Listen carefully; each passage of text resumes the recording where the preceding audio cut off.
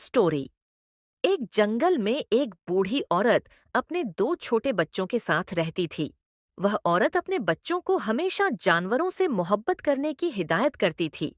वह कहती थी, जानवर हमारे दोस्त हैं, हमें उनकी देखभाल करनी चाहिए और उन्हें कभी नुकसान नहीं पहुंचाना चाहिए। एक दिन जब वे जंगल में घूम रहे थे, उन्होंने एक छोटा सा खरगोश देखा जो अपने पैर में चोट लगने के कारण दर्द से कराह रहा था। बूढ़ी औरत ने अपने बच्चों को कहा, चलो हम इस खरगोश की मदद करते हैं। बच्चों ने खरगोश को उठाया और उसकी चोट को साफ किया। बूढ़ी औरत ने उन्हें सिखाया कि कैसे खरगोश को ठीक से देखभाल करनी है। धीरे धीरे खरगोश ठीक हो गया और वह उनके साथ खेलने लगा। बूढ़ी औरत ने अपने बच्चों को कहा, देखो, जानवरों से मोहब्बत करने से हमें कितना आनंद मिलता है। हमें हमेशा उनकी देखभाल करनी चाहिए और उन्हें कभी नुकसान